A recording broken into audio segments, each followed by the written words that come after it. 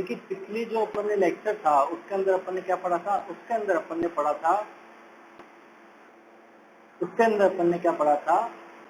था कि जो अपना पश्चिमी मरुस्थल है, जो अपना पश्चिमी मरुस्थल है, आप देख लीजिए, जो अपना पश्चिमी मरुस्थल है,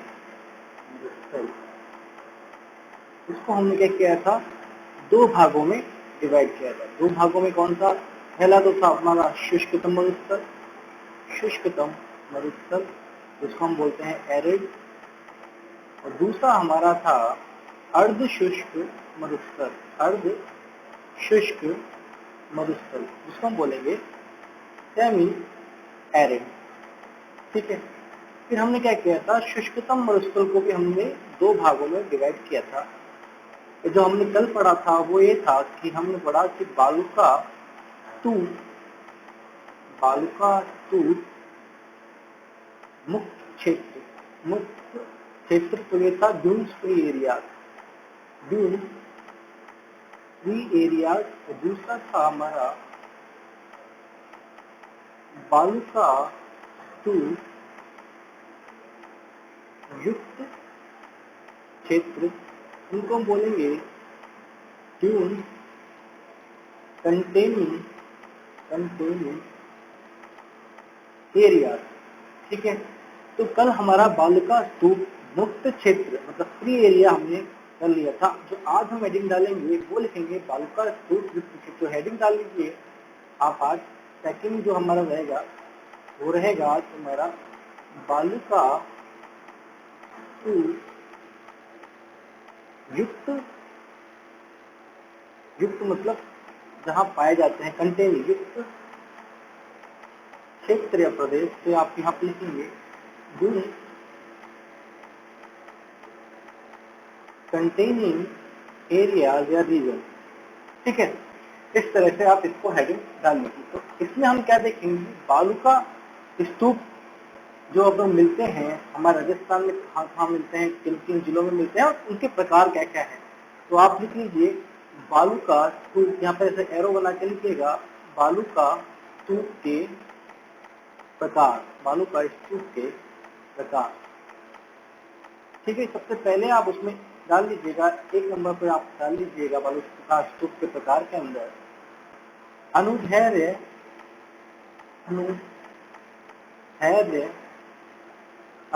या रेखीय बालुका स्तूप। अनुधैर्य या रेखीय बालुका स्तूप। इंग्लिश में इसको बोलते हैं लॉन्गिट्यूडनल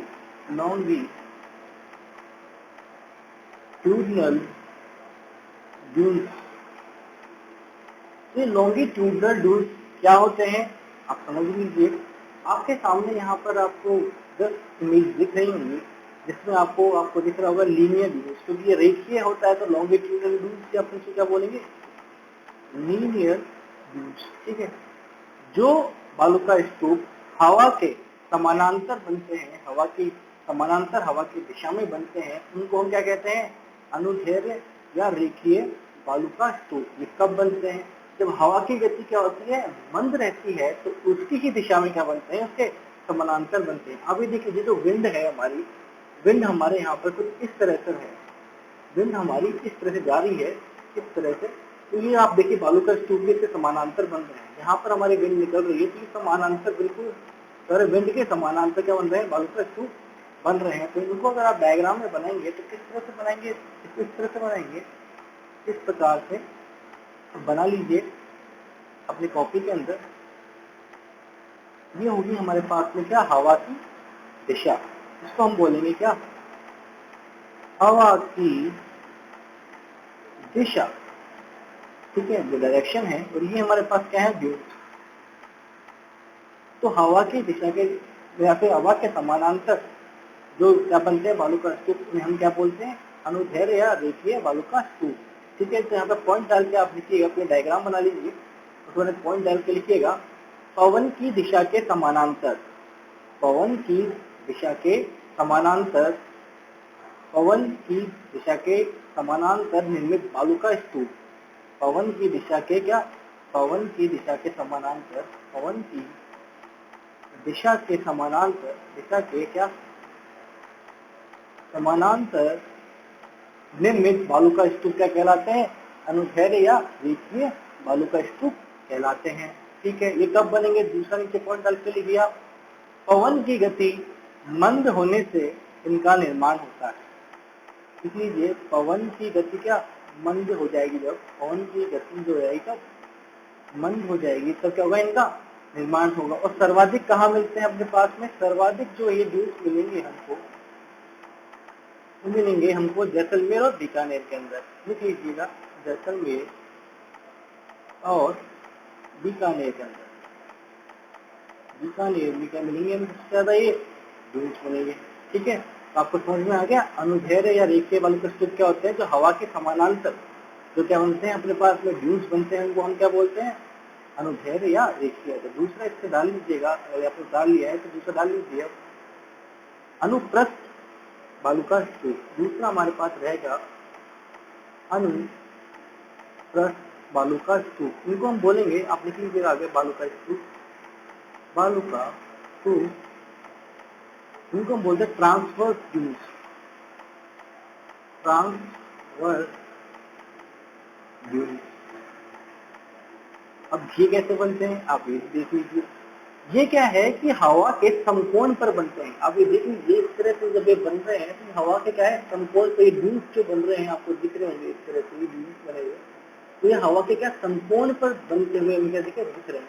अभी क्यों बनते हैं, जब पवन के मार्ग में कुछ चट्टान आ जाती है, कोई अवरोध आ जाता है, मान लीजिए पवन ये अपना चट्टान है, ये चट्टान है अपनी, हवाएं चल रही हैं और साथ में मिट्टी को लेकर आ रही हैं, तब यहाँ पे क्या होगा, धीरे धीरे धीरे धीरे धीरे धीरे मिट्टी का जमाव होना स्टार्ट होगा, और फिर एक बार इस तरह से क्या होगा, वो मिट्टी के साथ आगे जम जाएंगे और एक ड्यूज का निर्माण होगा इसके ऊपर ऊपर। ठीक है, आर पार हो जाएगा, इससे हमारे लिए हमारे हवा की दिशा है। इससे जो ड्यूज बनेगा वो क्या बनेगा, इसके एकदम समकोण पर। तो इसका डायग्राम में जब हम बनाएंगे तो कुछ हम इस प्रकार बनाएंगे, हवा के क्या एकदम समकोण पर क्या होता है, जब ड्यूज का निर्माण होता है तो उनको क्या बोलते हैं अपन, इस तरह से आप लिख लीजिए, ये हमारे पास ड्यूज हो गए हैं और ये हमारे पास हो गए हैं हवा की दिशा।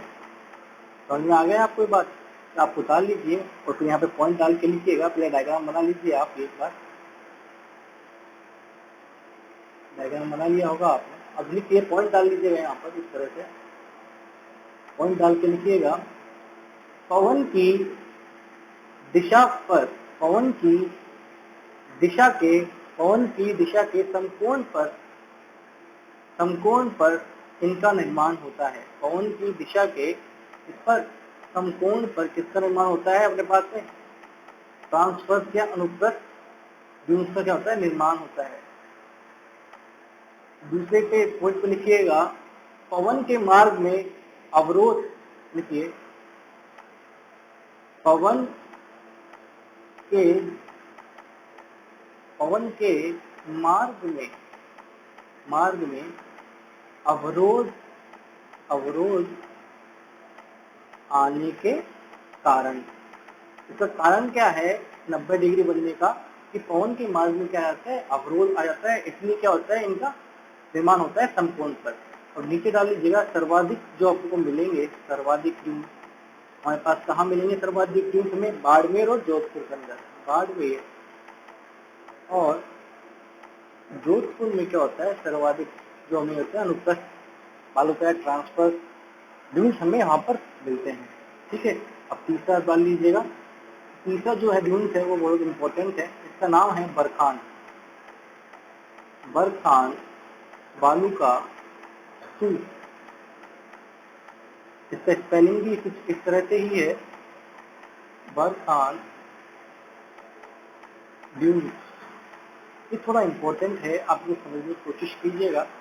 देखिए क्या होती है, जब हवा क्या होती है, जब ये अपने पास इस तरह से होती है, जिन ड्यूज की जो भुजाएं होती हैं, नीचे देखिए आप, इजीली समझ में आएगा, जिन ड्यूज की भुजाएं क्या होती है, पवन की दिशा में क्या होती है, निकली होती है। ये मान लीजिए आपके पास में ड्यूज है तो इसकी जो भुजाएं हैं इस तरह से ये क्या होंगी अपने पास, जो भुजाएं होंगी ये दोनों क्या है इसकी भुजाएं।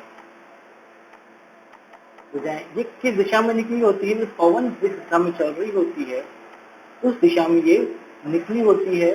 तो उन ड्यूज को हम क्या बोलेंगे, उन ड्यूज को हम क्या बोलेंगे, बरखान ड्यूज हम बोलेंगे। इतना आपको समझ में आ गया। अब हम इसे अपन पेज पे कैसे डिनोट करेंगे, तो इस तरह से आप डायग्राम बनाइएगा। ये बहुत इजी है, देखिए ड्यूज वगैरह इस तरह से आप अर्धचंद्राकार डायग्राम बना लिए, ठीक है। जो हवाएं होंगी वो कुछ इस तरह से चलेंगी। आप देख सकते हैं जो स्लोप है, जो स्लोप है वो कुछ इस तरह से है, मतलब जहाँ से हवा चल रही है उसके जस्ट नेक्स्ट साइड में, अपोजिट साइड में क्या है, स्लोप आ रही है अपनी, ठीक है। इसका समझ आ रहा है, जो भुजाएं जा रही है वहां पर। तो यहाँ आप लिखिए ये भुजाएं हैं ड्यूज की, और ये है अपने पास हवा की दिशा, हवा की दिशा इस तरह से बनेंगे। तो आप यहाँ पे पॉइंट डाल के लिखिए जगह। इनको अर्धचंद्राकार, ये भी इंपॉर्टेंट है, इनको अर्धचंद्राकार बालू का स्तूप भी का क्या कहा जाता है, अर्धचंद्राकार बालू का स्तूप भी कहा जाता है। अब यहाँ पे लिखिए वे नवचंद्राकार बालू का स्तूप। अब इसकी परिभाषा, वे नवचंद्राकार बालू का स्तूप, लिख लीजिए वे नवचंद्राकार बालू का स्तूप जिनकी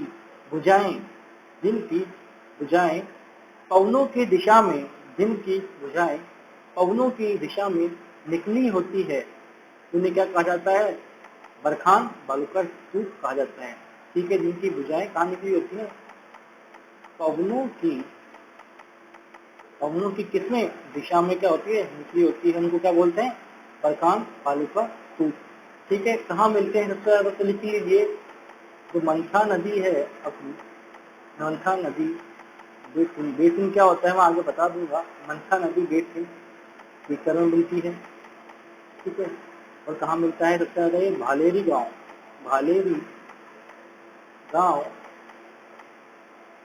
अपने को चूरू में है, ये भालेरी गांव चूरू में ये अपने को बरखान ड्यूज देखने को मिलते हैं। ये बहुत इंपॉर्टेंट है बरखान, ध्यान रखिएगा।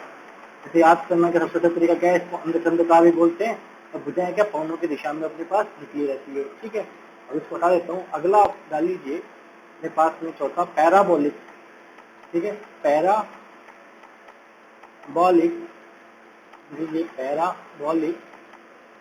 बालू का स्तूप, इसको इंग्लिश में पैराबोलिक ड्यूज बोलेंगे। जो पैराबोलिक ड्यूज है आप देख सकते हैं किस तरह से बन रहे हैं, आपको कुछ तरह से बरखान जैसे लगेंगे लेकिन बरखान जैसे है नहीं, ठीक है।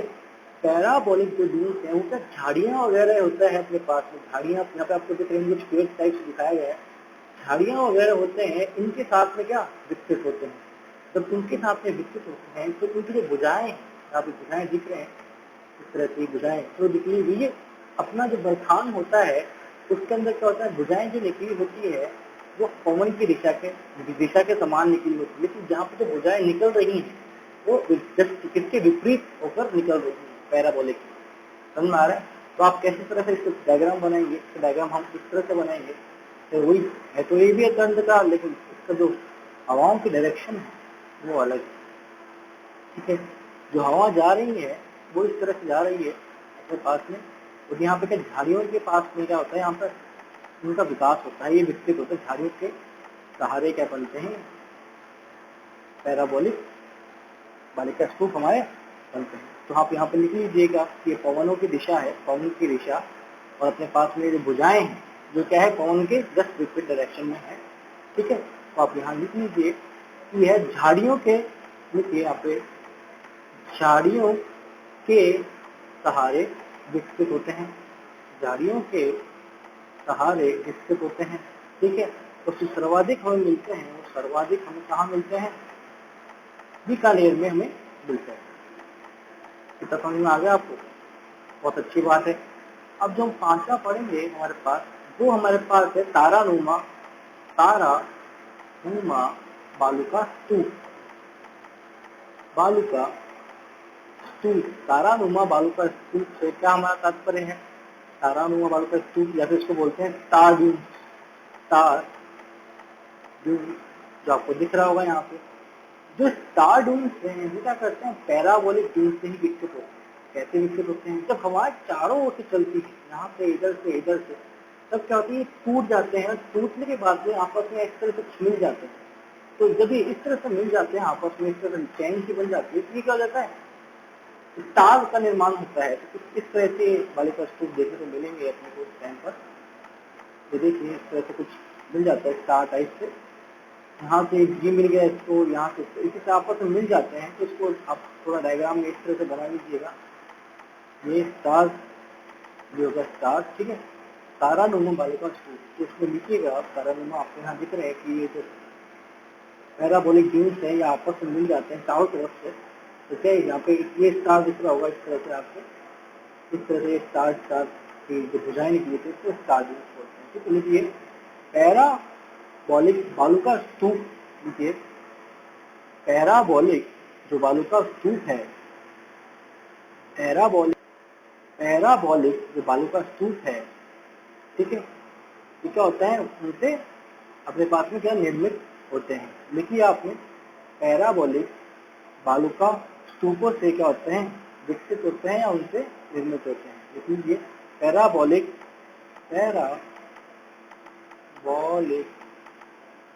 बालू का स्तूपों से विकसित होकर ये ड्यून्स अपने पास क्या होते हैं? बनते हैं। ठीक है, आपने लिख लिया होगा। अब मैं इसको हटा रहा हूँ। अब अगला आप डाल लीजिएगा, आपके पास 6 नंबर होगा अपने पास, अर्घ या इर्घ, अर्घ या इर्घ। अब ये क्या होता है? देखिए वनस्पति जो रहित क्षेत्र होते हैं उनके अंदर जब पवनें चलती हैं तो वो अपने साथ में क्या लाती हैं? मिट्टी लाती है। जब मिट्टी लाती है तो क्या इस प्रकार की, जब जमीन पे इस प्रकार का क्या करती है, वो मिट्टियों का डिजाइन तैयार कर लेती है। बहुत सारी मिट्टी आ जाती है, तब इस तरह का डिजाइन तैयार हो जाता है, आपने देखा भी होगा। तो ऊपरी भाग जो होता है इसको उसको बोलते हैं टीला, और निचले भाग जो होता है बीच वाला इसको हम बोलते हैं धोरा।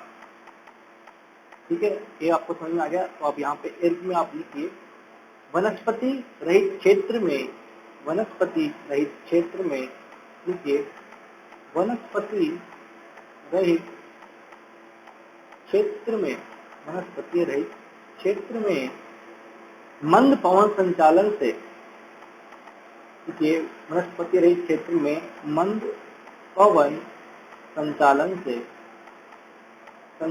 से निर्मित उर्मिकाओं से युक्त मरुस्थल, ये जो दिख रही है इनको उर्मिकाएं बोली जाता है। ठीक है, संचालन से, मंद पवन संचालन से उर्मिकाओं से युक्त मरुस्थल क्या कहलाता है? युक्त मरुस्थल क्या कहलाता है? अपने पास में इर्घ या अर्घ कहलाते हैं। जो इसका सर्वाधिक प्रसिद्ध जहाँ जगह है वो है समगांव जैसलमेर। समगांव का नाम है, जगह का नाम समगांव। कहाँ पर है? वहाँ सबसे ज्यादा ये मिलते हैं, देखने को मिलते हैं। वहाँ के सबसे ज्यादा क्या है? प्रसिद्ध है। समगांव जैसलमेर में सबसे ज्यादा प्रसिद्ध है। ठीक है, अब मैं इसको बता रहा हूँ, आप लिख लीजिए। लिख लिया? अब अपन आते हैं दूसरा 7, इसको हम बोलेंगे धरियन। अब धरियन क्या होते हैं? ये देखिए सीधे आपसे पूछेगा एग्जाम में, आपसे पूछेगा कि रेखीय बालू का स्तूप क्या होते हैं। अब आपको 4 ऑप्शन में दे देगा, ये पवनों की दिशाओं के समानांतर बनते हैं, ये पवनों की दिशाओं के क्या समकोण पर बनते हैं, इनकी भुजाएं क्या होती है? पवनों के दिशा के तरफ निकली होती है। या फिर आपसे पूछ लिया, कह देगा कि इनकी दिशाएं जो होती है भुजाओं, इनकी बालू का स्तूप की भुजाओं पवनों की दिशा के विपरीत होती है। तो इस तरह से क्या क्वेश्चंस बनते हैं एग्जाम्स में। और पिछली जब अपन ये टॉपिक खत्म हो जाएगा तब आपको पूरे के पूरे से जो क्वेश्चन बनेंगे वो सारे के सारे डिटेल्स में बता दूंगा। ठीक है, तो धरियन क्या होते हैं आप ये देख लीजिए। धरियन क्या होते हैं? देखिए धरियन जो चीज है वो क्या होता है कि जो बालू का स्तूप होते हैं जब एक जगह से दूसरी जगह क्या होते हैं? ट्रांसफर होते हैं। यहाँ से ट्रांसफर इधर हुआ, यहाँ से ट्रांसफर इधर हुआ, यहाँ से ट्रांसफर इधर हुआ। मतलब सुबह 8 बजे ये यहाँ पर था बालू का स्तूप, हवाएं चली, फिर 1 घंटे बाद ये बालू का स्तूप इधर आ गया, फिर हवाएं चली, फिर 1 घंटे बाद यहाँ पे 10 बजे।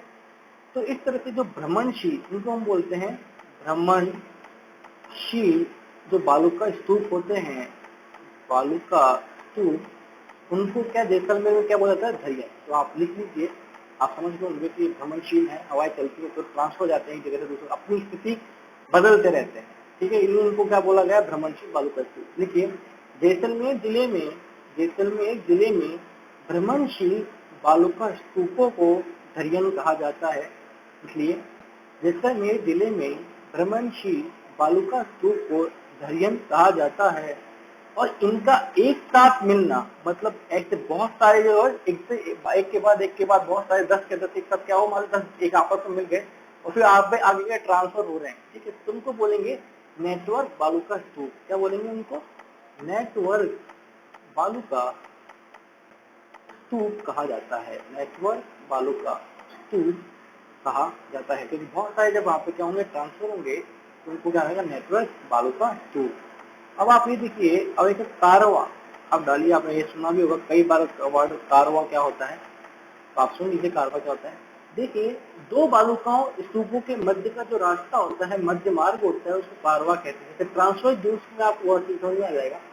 ट्रांसफर ड्यूज में क्या है कि इस तरह का कोई ड्यूज दिख रहा है ट्रांसफर, इसके जो बीच में जो रास्ता है ये क्या कहलाता है, अपने पास में कारवा कहलाता है। ये रास्ता जो दिखेगा आपको ये क्या है, कारवा है। ये क्या है, कारवा है। समझ आया, जैसे ये बरखान दिख रहे हैं तो दो ढूंढ ट्रेन के बीच में जो रास्ता निकल रहा है वो क्या है, कारवा है हमारे पास। आपको तो समझ में आ गया। लिखिए, दो बालूका स्तूपों के मध्य मार्ग को क्या कहते हैं, कारवा कहते हैं। दो बालूका स्तूपों के मध्य मार्ग को हम क्या कहेंगे, कारवा कहेंगे, ठीक है। अब नौवां आता है हमारे पास में प्लाया। प्लाया क्या होती है, देखिए रेगिस्तान में कुछ अस्थायी झीलें होती हैं। जब वर्षा का पानी आता है तो वहाँ पे क्या झीलें बन जाती है। इन जो अस्थायी जो झीलें होती है रेगिस्तानों में, उनको क्या बोलेंगे, अपन प्लाया बोलते हैं, अस्थायी झीलें। जिसमें क्या होता है, वर्षा का पानी आके इकट्ठा हो जाता है, फिर बाद में गर्मियों में सूख जाती है। समझ में आ रहा है आपको। तो प्लाया में लिखिए, वर्षा ऋतु में निर्मित, लिखिए, वर्षा ऋतु में निर्मित, क्या अस्थायी झीलें क्या कहलाती हैं, प्लाया अपने पास में कहलाती है। समझ में आ गया आपको इस बात, ठीक है। अब आगे चलते हैं अपन। ये बहुत अच्छी बात है, काफी इंटेलिजेंट लोग हैं आप, समझ में आ रहा है आपको अच्छे से, ठीक है। तो अपन आगे चलते हैं। अब ये है अपने पास में 10वां। अब इसमें लिखेंगे अपन वजादा। आपसे पूछ लेगा वजादा क्या होता है। देखिए, जो प्लाया होता है, जो मतलब अस्थायी झीलें होती हैं, जब उनमें वर्षा का पानी प्रभावित होता है, उनकी तरफ आता है, तो क्या उनके चारों ओर क्या कंकड़ पत्थर क्या होते हैं, एकत्रित हो जाते हैं चारों ओर। जो कंकड़ पत्थर एकत्रित हो जाते हैं, इकट्ठा हो जाते हैं, इनको क्या बोलते हैं, वजादा बोलते हैं, ठीक है। तो आप लिखिए यहाँ पर, प्लाया के निकट, आप थोड़ा छोटा डायग्राम बना लीजिएगा ऐसे। प्लाया के निकट प्रवाहित जल द्वारा कंकड़ पत्थर का जमाव, प्रवाहित जल द्वारा किसका जमाव, कंकड़ पत्थर का जमाव क्या कहलाता है अपने पास में, वजादा कहलाता है, ठीक है। और अपने पास अपनी किया अपन बालसन। बालसन क्या होता है ये भी देख लीजिए आप। देखिए, बालसन क्या होता है, जब ये प्लाया जो होती है, जब ये सूख जाती है तो इसके ऊपर एक मैदान बन जाता है सपाट, उसको हम क्या बोलते हैं, बालसन। तो लिखिए, प्लाया के सूखने पर आप देखिए कितना इंटरेस्टिंग। प्लाया के सूखने पर निर्मित मैदान को क्या बोलते हैं अपन, प्लाया के सूखने पर निर्मित मैदान क्या कहलाएगा हमारा, बालसन कहलाएगा। समझ में आ गया आपको, बहुत अच्छी बात है, ठीक है। इतना हो गया अपने पास में। अगला आप चलिए 12वें नंबर पर डालिए खडीन। अब ये खडीन क्या होता है, सुनिए। जब हम वर्षा के ऋतु को पारंपरिक तरीके से क्या करते हैं, एनीकट लगाकर क्या करते हैं, उसका संरक्षण करते हैं, तो उसको प्रोसेस होता है, वो चीज क्या कहलाती है अपने पास में, खडीन कहलाती है। समझ गए, एनीकट तो आप इस सब में देखे होंगे। बस हम कुछ नहीं करते, वही क्या करते हैं, वर्षा का जो जल होता है उसको एनीकट लगा के रोकते हैं, तो वो हमारे पास क्या कहलाता है, खडीन कहलाता है। तो समझिए, प्रवाहित वर्षा जल को परंपरागत तरीके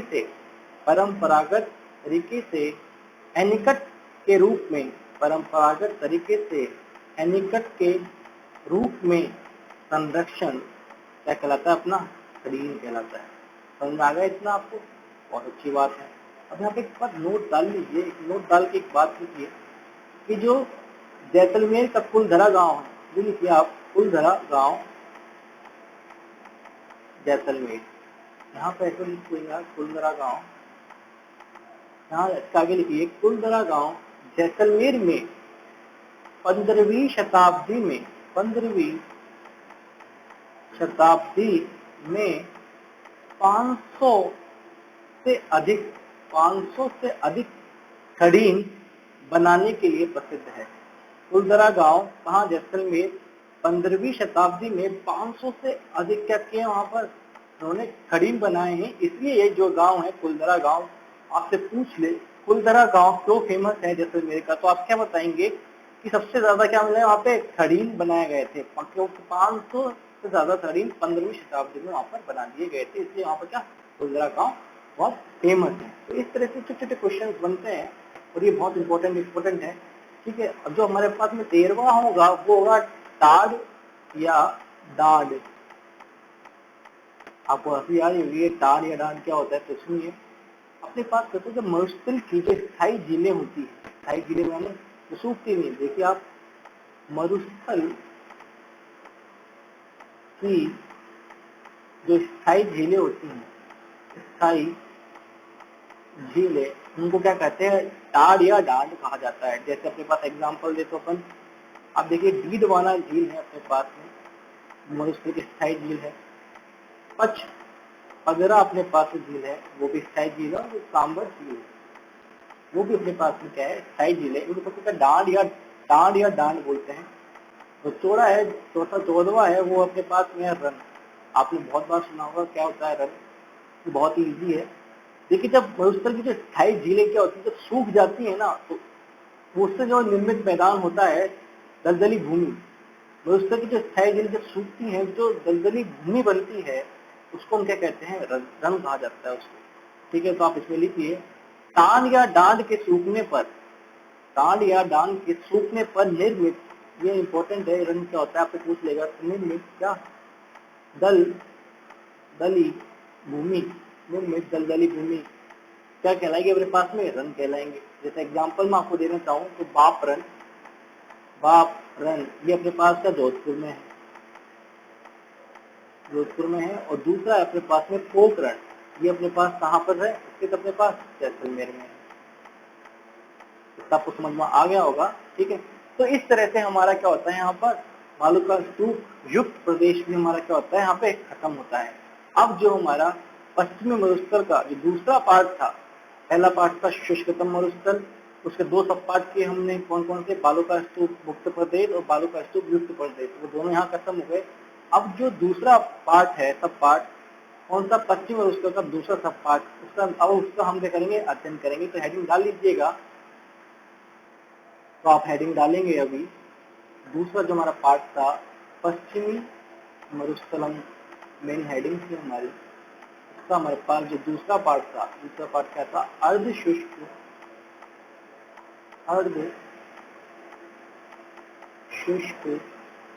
क्या मरुस्थल, सेमी एरिड बोलेंगे अपन इसको, सेमी एरिड डेजर्ट। ठीक है, इतना तो समझ में आ गया। मैं आपको इस पर थोड़ा डायग्राम बना देता हूँ, जिससे आपको थोड़ा आइडिया लग जाएगा कि हम किस बारे में बातें कर रहे थे। तो इस तरह से राजस्थान हमारा बनता है। ठीक है, तो हमने दो भागों में बांटा था इसको, शुष्कतम मरुस्थल, और दूसरा हमारा भाग था यहाँ पर ये अर्धशुष्क मरुस्थल। ये 25 सेंटीमीटर औसत वर्षा से और 50 सेंटीमीटर औसत वर्षा से हमने क्या किया था? इसको अलग अलग किया था। अब जो अर्धशुष्क मरुस्थल है उसको भी हम क्या करते हैं? 4 भागों में डिवाइड करते हैं। हम कौन कौन से डिवाइड करते हैं? तो आप ये देखिए, जो ऊपर वाला एरिया है इसको हम बोलते हैं घग्गर बेसिन। पहले नंबर पर आप यहाँ पे लिखिएगा, पहले नंबर पे यहाँ पे आप डाल लीजिएगा क्या? घग्गर बेसिन। ये पहले नंबर पे हो गया अपना घग्गर बेसिन। ठीक है, दूसरा एरिया है अपने पास चूरू झुंझुनू सीकर है, यहाँ पर चूरू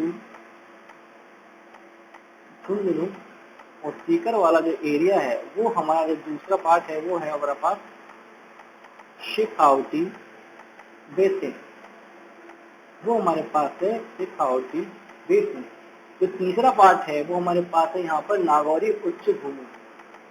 इसी करिएगा, यहाँ पर आप तीसरा पार्ट डाल लीजिएगा, यहाँ पर भी आप तीसरा पार्ट डाल लीजिएगा।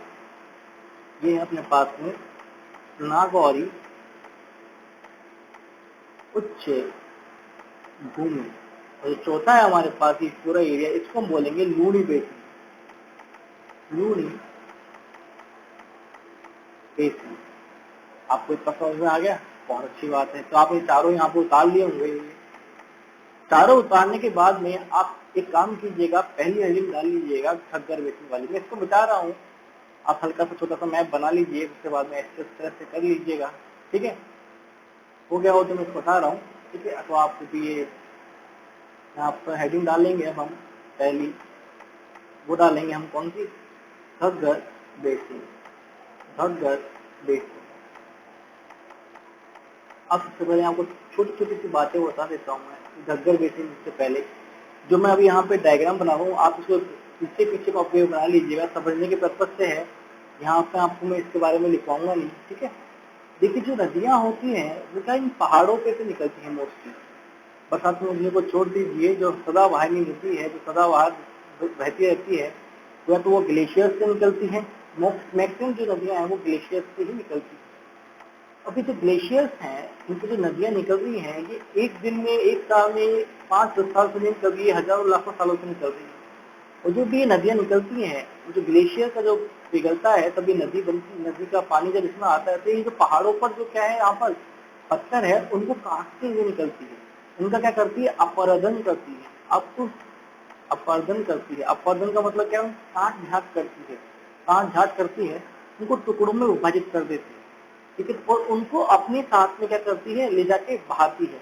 जब ये नदी के साथ में ये टुकड़े बहते हैं तब ये क्या धीरे धीरे धीरे धीरे बहुत महीन हो जाते हैं, और एक बार महीन होने पर अंत में ये क्या करते हैं? मिट्टी का निर्माण करते हैं।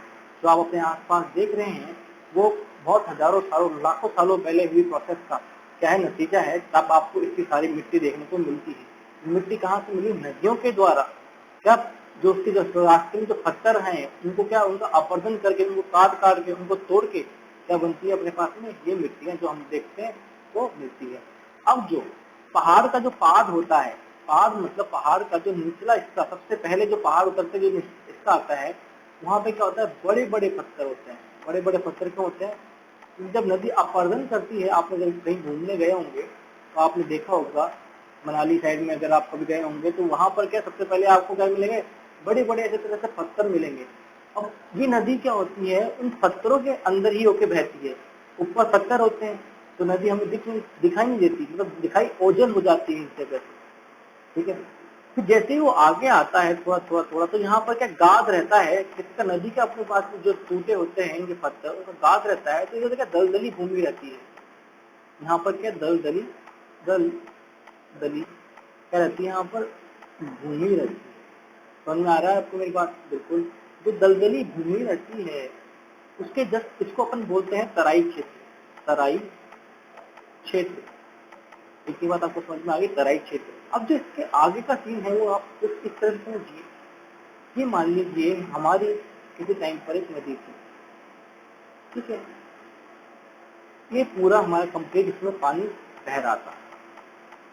ठीक है, धीरे धीरे क्या होता है? नदी अपने साथ में क्या लाती है? अवसाद लेके आती है। अवसाद कहते हैं पत्थरों के छोटे छोटे कण लेके आती है। उनको क्या करती है? ये अपने किनारों पर क्या करती है? जमाते हुए चलती है किनारों पर, ताकि इनकी स्पीड बनी रहे, क्योंकि अवसादों को लेकर चलेगी तो इनकी स्पीड कम हो जाएगी। तो ये जैसे जैसे जमाती है तो वो एक्चुअल में क्या हो जाता है? अपने पास में मिट्टी का रूप करके क्या जमता जाता है। तो नॉर्मली जो अब देखेंगे हम, यहाँ पे जब पूरा जब मिट्टी का जमाव हो जाता है तो जिस जिस एरिया में वर्तमान में नदी बहती है, जिस जिस एरिया में वर्तमान में क्या होती है? जो नदी बह रही है हमारी, अभी मान लीजिए हमारी वर्तमान में नदी इस जगह बह रही है, पहले यहाँ तक बहती थी, तो ये जो क्षेत्र कहलाता है वो कहलाता है अपने पास में बाढ़ का मैदान। इस क्षेत्र को हम बोलते हैं बाढ़ का मैदान। इसको बोलते हैं हम फ्लड प्लेन। फ्लड प्लेन क्या बोलेंगे हम इसको? Flood plain. फ्लड प्लेन कहा जाता है इसको, ठीक है, बाढ़ का मैदान या फ्लड प्लेन। इसका तात्पर्य क्या है कि नदी में अभी तो केवल क्या है, सीमित पानी है, लेकिन किसी दिन वर्षा हो गई या अधिक मात्रा में पानी आ गया तो ये पानी चढ़कर कहाँ यहाँ तक आ सकता है। मान लीजिए पानी अभी यहाँ 10 मीटर इस लाइन पे है, लेकिन पॉसिबल है कि पानी के 50 मीटर की लाइन पर जब बारिश हुई या फिर पानी ज्यादा आ गया नदी में तो यहाँ तक भी चढ़ के आ सकता है। तो इस ये जो एरिया है इसमें किसी भी प्रकार की क्या गतिविधियां निषिद्ध रहती हैं। खेती के अलावा यहाँ पर खेती की जाती है, कॉमर्शियल गतिविधियां यहाँ पर सारी निषिद्ध रहती है, क्योंकि ये रिजर्व रखा जाता है किसके लिए? बाढ़ के लिए। जब मान लीजिए कल पानी की मात्रा नदी में अधिक हो जाती है, उससे क्या होगा, अपने पास में अधिक मात्रा हो जाने से क्या होगा, पानी चढ़ेगा तो किसी को नुकसान ना हो, इसलिए यहाँ पे जब केवल खेती के लिए इसको काम में लिया जाता है।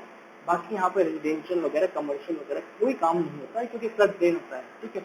इसके जो पहले आपने मैंने बता दिया है कि नदियां जब क्या होती हैं अपने साथ में अवक्षेप लेके आते हैं, तो पहले भी इन्होंने अवक्षेप छोड़े होंगे।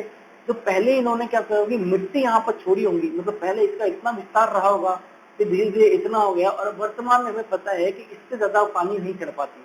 तो यहाँ जो उन्होंने निक्षेप छोड़े, यहाँ जो उन्होंने क्या मृदा छोड़ी, वो मृदा कौन सी होगी, यहाँ पर क्या बाढ़ के पानी जो होता है, जैसे बाढ़ का मैदान है, जो बाढ़ का जो पानी है, फ्लड वाटर है, जो वहां तक नहीं पहुंच पाता, तो इसको हम बोलते हैं पुरानी जलोढ़ मृदा। पुरानी जलोढ़ मृदा। पुरानी जलोढ़ मृदा से हमारा तात्पर्य ये है कि नदी ने इसको अवक्षेप करके छोड़ दिया है, वापस यहाँ पे क्या पानी नहीं भरता। समझ आ रही है? तो यहाँ पर पानी नहीं पड़ता, तो इसको पुरानी जलोढ़ मृदा जो ये है, इसको क्षेत्र को हम बोलते हैं बागर क्षेत्र। बागर। और जो नवीन जलोढ़ मैदान है, नवीन जलोढ़ मैदान जहाँ पर अभी अभी क्या कर रही है, नदी क्या किया है, बाढ़ का पानी जहाँ पर पहुंच जाता है, ठीक है, बाढ़ का पानी मान लीजिए जहाँ पे पहुंच जाता है, और वहां पे हर, और ये जो यहाँ पे लिखिए आप, नवीन जलोढ़ मैदान, इसमें क्या होता है, बाढ़ का पानी जो होता है नदी के द्वारा पहुंचाया जाता है, जिससे क्या होता है, जमीन की जो उर्वरकता है वो क्या होती है, बनी रहती है। उर्वरकता है वो क्या होती है, उच्चतम होती है, उच्चतम यहाँ पर होती है। इसकी जो उपजाऊपन है इसकी तुलना में क्या आता है, कम होता है। क्यों? क्योंकि यहाँ पर क्या बाढ़ का पानी नहीं पहुंच पाता। इतना आपको समझ में आ गया? बहुत अच्छी बात है। अगर आपको इतना समझ में आ गया तो मैंने आपको ये क्यों बताया है, ये आपको जो हम बेसिन हो, अभी बेसिन क्या होता है, बेसिन ये पूरा क्षेत्र, नदी के जो आसपास का जो पूरा क्षेत्र जो उसके द्वारा बनाया गया होता है, उसको हम क्या कहते हैं, बेसिन कहते हैं। जहाँ पे नदी क्या होती है, बहती है, उस एरिया को हम क्या बोलेंगे, बेसिन बोलेंगे। समझ में आ गया? बहुत अच्छी बात है। तो आप ये हेडिंग डाल दीजिए फिर से यहाँ पर, घग्गर बेसिन।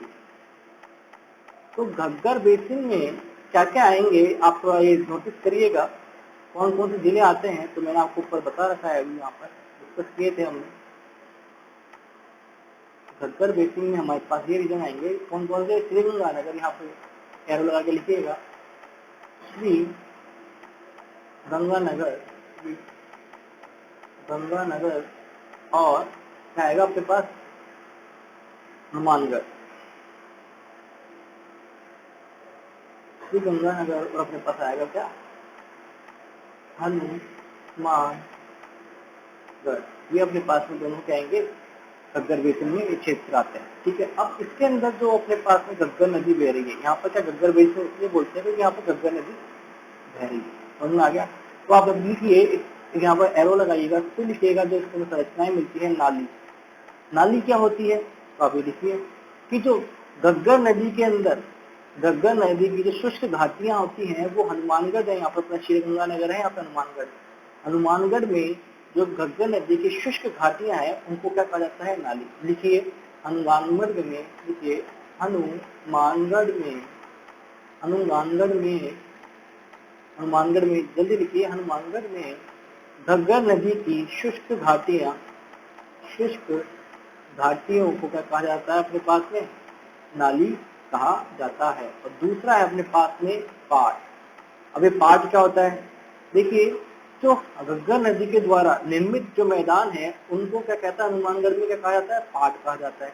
मैंने आपको बता दिया मैदान कैसे बनाती है। धीरे धीरे देखा वो अपने क्या करती है, जो डिपॉजिट होती है, अवसाद होती है, उनके छोड़ती जाती है, तो इससे क्या मैदान बन जाता है। ठीक है, तो लिखिए सेम हनुमानगढ़ में घग्गर नदी के द्वारा निर्मित मैदान क्या कहलाते हैं, अपने पास में पाट कहलाते हैं। हनुमानगढ़ में घग्गर नदी के द्वारा निर्मित मैदान क्या कहलाते हैं, अपने पास में पाट कहलाते हैं। अब इन मैदानों में आजकल क्या होता है, अपने पास में बासमती जो चावल है उनकी बड़ी खेती होती है। बासमती चावल क्यों, इंदिरा गांधी नहर की वजह से यहाँ पर क्या पानी की उपलब्धता अधिक है, तो यहाँ पर बासमती की चावल की क्या होती है, खेती हो जाती है, खेती हो जाती है। ठीक है, अब यहाँ पर एक और बड़ी समस्या आ गई हमारे सामने, वो आपको देखने को मिलेगी, ये बहुत इंपॉर्टेंट है, सेम समस्या। देखिए ये क्या एग्जामों में अपने पास में आता ही रहता है, सेम समस्या क्या होती है, सेम समस्या के कारण क्या है। अब देखिए सेम समस्या क्या है वो ही देख लीजिए। देखिए जब ये हमारी जो इंदिरा गांधी नहर है, ठीक है, इसके अंदर क्या जल की मात्रा हमेशा बनी रहती है, तो इसके जो क्षेत्र हैं आसपास के उनमें क्या है, इसके जल रिसाव के कारण क्या होता है, दलदली भूमि का निर्माण होता है। ये पूरी दलदली भूमि का निर्माण होता है। दलदली क्या होता है, भूमि का क्या होता है, अपने पास में निर्माण हो जाता है। दलदली भूमि का निर्माण होने के कारण यहाँ पर जो भूमिगत क्या होता है, अपने पास में लवण होते हैं, वो क्या केशिका कर्षण क्रिया के द्वारा, केशिका कर्षण क्रिया, इसको इंग्लिश में बोलते हैं कैपिलरी एक्शन। कैपिलरी एक्शन के द्वारा, कैपिलरी एक्शन के द्वारा क्या करते हैं, भूमिगत जो लवण होते हैं, ये भूमिगत लवण है आपके पास में, भूमिगत लवण ये क्या करते हैं, ये सतह पर आ जाता है, ये अपनी सतह है, इनके होते होते होते हुए सतह पर क्या एकत्रित होना स्टार्ट हो जाता है। अब ये सतह पर क्या की जरूरत से अधिक मात्रा में जब लवण आ जाएंगे तो ये क्या भूमि क्या होगी, अनुपजाऊ होना स्टार्ट हो जाएगी, अनुपजाऊ होना स्टार्ट हो जाएगी, जिसको क्या हम बोलते हैं, सेम समस्या जिसको कहा जाता है, जिससे क्या मिट्टी का अपरदन होना स्टार्ट हो जाता है, क्षति होने जाती है और अनुपजाऊ हो जाती है, तो इससे क्या होता है, सेम समस्या इसे कहा जाता है। समझ में आ गया आपको, तो आप बेहनी कीजिए, पॉइंट लगा के लिखिए कि इंदिरा गांधी नहरी क्षेत्र में, लिखिए इंदिरा गांधी नहरी क्षेत्र में जल रिसाव से दलदली भूमि का निर्माण हुआ। इंदिरा गांधी नहर क्षेत्र में जल रिसाव से क्या हुआ, जल रिसाव से क्या हुआ, रिसाव से दलदली भूमि का निर्माण हुआ, जिसमें जिसमें केशिका कर्षण क्रिया कैपिलरी एक्शन, जिसमें केशिका कर्षण क्रिया कैपिलरी एक्शन के माध्यम से भूमिगत लवण के माध्यम से भूमिगत लवण धरातल पर क्या हुए, जमा हुए, धरातल पर क्या हुए, जमा हुए। मिट्टी के इस अपरदन को, मिट्टी के इस अपरदन को क्या बोलते हैं अपन, सेम समस्या कहते हैं। मिट्टी के इस अपरदन को हम क्या बोलते हैं, सेम समस्या कहते हैं। अगर इनसे पूछे कि सेम समस्या का उपचार क्या है, तो इसका सिंपल सा उपचार है कि आप जिप्सम का क्या करें, प्रयोग करें, जिप्सम का प्रयोग करें, जिससे क्या होगा, ये लवण को खत्म कर देगा। समझ में आ रहा है अभी बात को, आप समझ में आ गया आपकी, बहुत अच्छी बात है। आपने घग्गर बेसिन कंप्लीट कर चुके हैं, अब हम दूसरा पढ़ेंगे, कौन सा, अपना शेखावटी बेसिन। तो आप यहाँ पे लिख लीजिए हेडिंग दूसरी, आज हम शेखावटी बेसिन तक ही पढ़ेंगे केवल, कि कल से हम स्टार्ट करेंगे क्या, अपना यहाँ पर शेखावटी बेसिन रहेगा। ठीक है, अब शेखावटी बेसिन में सबसे पहले आपको पता है कौन कौन से जिले आते हैं। शेखावटी बेसिन में हमारे पास आते हैं चूरू, झुंझुनू और सीकर। इसमें मेनली अपने पास कातली नदी है, कातली नदी यहाँ पे इम्पोर्टेंट है। ठीक है, आप उसको थोड़ा ध्यान दे लीजिएगा, कातली नदी के लिए वजह से शेखावटी बेसिन बोला है। ठीक है, तो यहाँ पे देखिए, यहाँ पे कौन कौन से जिले आएंगे, सबसे पहले चूरू, लिख लीजिए पॉइंट लगा के, चूरू, झुंझुनू और सीकर। अब पॉइंट डाल के यहाँ पे लिखिए कि शेखावटी ही नाम कैसे पड़ा। सबसे पहले तो शेखावटी नाम इसलिए पड़ा कि यह जो क्षेत्र था, यहाँ पर क्या शेखा सामंत का क्या था, क्षेत्राधिकार था। शेखा सामंत का लिखिए यहाँ पे पॉइंट डाल कर, शेखा सामंत का क्षेत्राधिकार होने के कारण इस क्षेत्र का नाम शेखावटी पड़ा। शेखा सामंत का क्षेत्राधिकार होने के कारण इस क्षेत्र का नाम क्या पड़ा? शेखावटी। अपने पास में क्या पड़ा। दूसरा आपने लिखिए तोरावटी। एक क्षेत्र और है यहाँ पर तोरावटी। तोरावटी क्या है वो भी लिख लीजिए कि कांकली नदी के बेसिन में, मान लीजिए कांकली नदी है तो उसका बेसिन जो है आसपास के एरिया को कांकली नदी बेसिन में तवर राजवंश कांकली नदी बेसिन में तवर राजवंश का क्षेत्राधिकार होने के कारण यहाँ पर क्या पड़ा अपने पास में, का क्षेत्र का नाम तोरावटी पड़ा। ठीक है, तोरावटी समझ में आ गया अपने को, बहुत अच्छी बात है। अगला लिखिए आप बागड़। अभी बागड़ क्या होता है ये भी आप लिख लीजिए।